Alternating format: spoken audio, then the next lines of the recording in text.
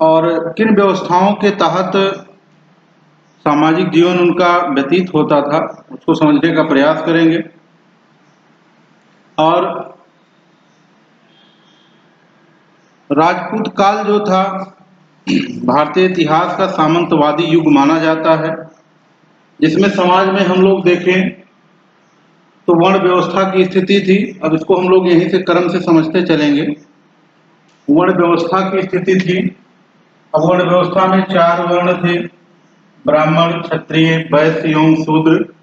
तो वर्ण व्यवस्था इन्हीं 4 जातियों में प्रारंभ में हम लोगों को विभाजित दिखाई पड़ती है। इसको हम लोग शुरुआत से भी पढ़ते चले आ रहे हैं। उसके अलावा समाज में बहुत सारी जातियां भी विद्यमान थी जो अपने अपने कार्यों में संलग्न रहा करती थी।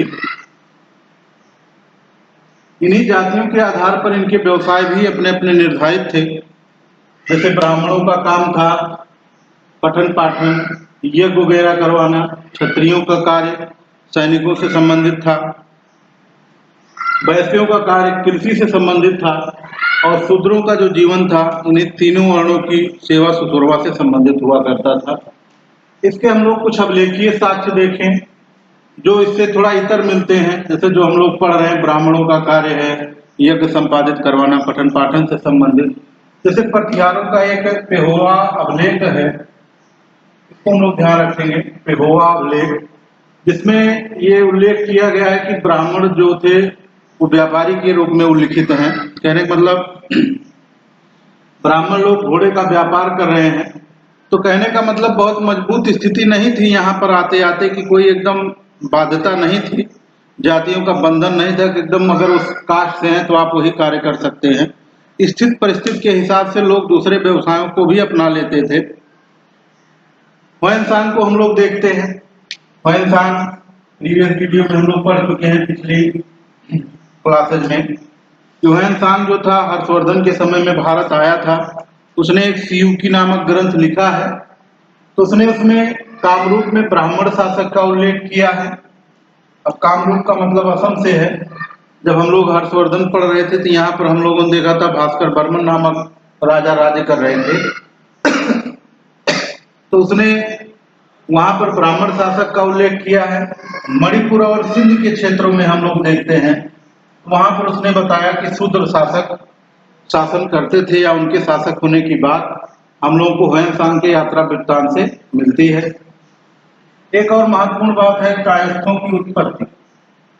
अब ये कायस्थों की उत्पत्ति जो है हम लोगों को इसी समय से मिलने लगती है, जो एक सबसे महत्वपूर्ण घटना गुप्तोत्तर काल की मानी जाती है, कायस्थों की उत्पत्ति।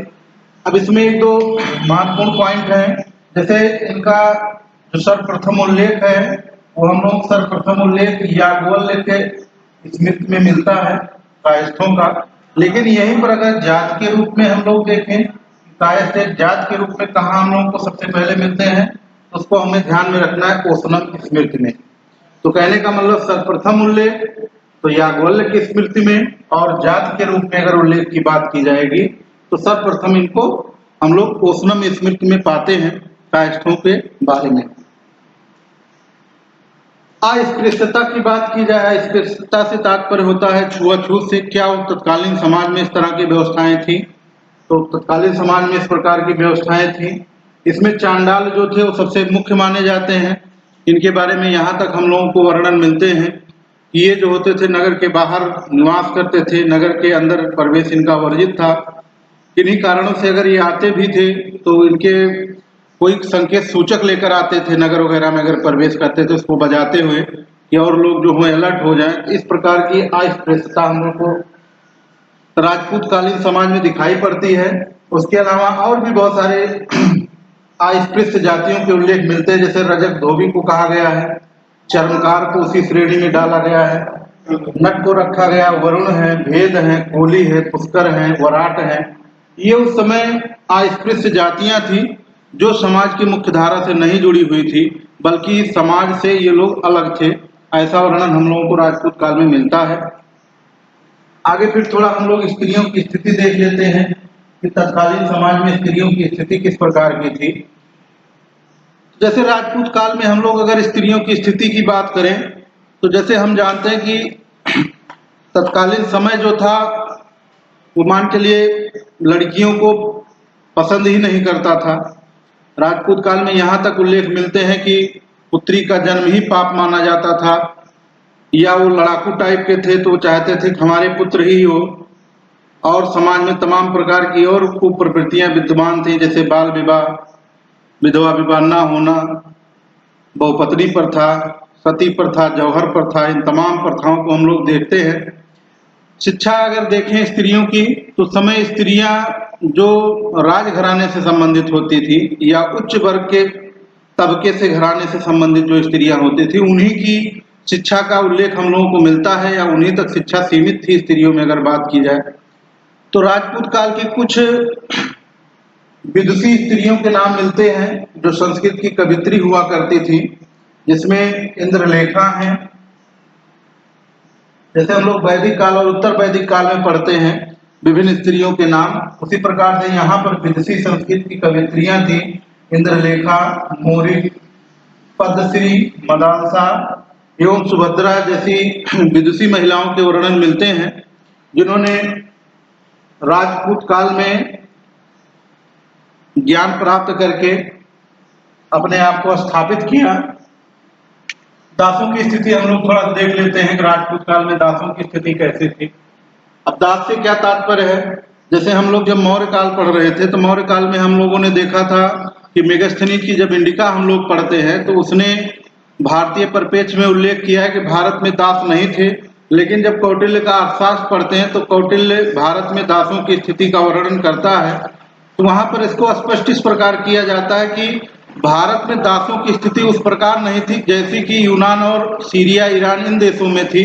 तो मेगास्थनीज ने उस प्रकार से अपने यहाँ जिस प्रकार से देखा था उस प्रकार भारत में नहीं थी, इसलिए उसने कहा भारत में दास नहीं थे, जबकि वास्तविकता ये थी कि भारत में दासों की स्थिति थी उस समय, लेकिन बहुत व्यापक पैमाने पर नहीं थी। तो राजपूत काल में भी हम लोगों को इनकी स्थिति का बोध होता है। अब इसमें कुछ महत्वपूर्ण चीजें हैं, जैसे विज्ञानेश्वर, इसको हम लोग पीछे के वीडियो में पढ़े हैं, मिताक्षरा एक पुस्तक लिखी है उन्होंने, इसमें इन्होंने जो नारद ने बताए हैं 15 प्रकार के दास, उन्हीं दासों का वर्णन किया। तो कहने का मतलब राजपूत काल में भी दासों की स्थिति विद्यमान थी। राजस्व देख लेते हैं कि राजस्व से मतलब था लगान या कर, कि राजा की आमदनी का क्या स्रोत हुआ करता था।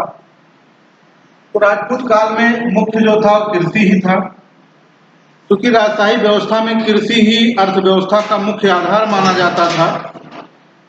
उसी के माध्यम से उपज का 1/6 से लेकर के 1/3 तक राजस्व के रूप में कर लिया जाता था। कर जो होता था नगद और फसल दोनों के रूप में प्राप्त किया जाता था। आर्थिक स्थिति की बात करें तो उस समय आर्थिक स्थिति किस प्रकार की हुआ करती थी। अब इसमें आर्थिक स्थिति जैसे यहाँ पर कर जो हम लोग पढ़ रहे हैं, जिस प्रकार का कर मिलेगा उसी प्रकार की आर्थिक स्थितियां बनेगी। तो यहाँ पर कृषि ही मेन हुआ करती थी। तो कृषि में 2 प्रकार के हम लोगों को वर्णन मिलते हैं खेत से संबंधित। उसमें एक बहित है जो भूमि बोई गई होती थी उसके लिए संबोधित है, और एक है आकृष्ट, जिस भूमि में खेती ना की गई हो। कहने का मतलब जो ऐसे पड़ी रहती थी भूमि उसको आकृष्ट कहा जाता था, और जो भूमि बोई जाती थी, कहने का मतलब विभिन्न प्रकार से उसमें से फसलें उगाई जाती थी, उसको कहा जाता था बहित। व्यापार हम लोग देखें तो समय व्यापार जो था थल मार्गों से और जल मार्गों से दोनों से होता था। कुछ प्रमुख बंदरगाह हुआ करते थे, जैसे पश्चिमी तट से, पश्चिमी तट में यहाँ पर तात्पर्य अरब सागर से। तो पश्चिमी क्षेत्र के जो प्रमुख बंदरगाह थे वो है देवल, खंभार, थाना और सोपारा।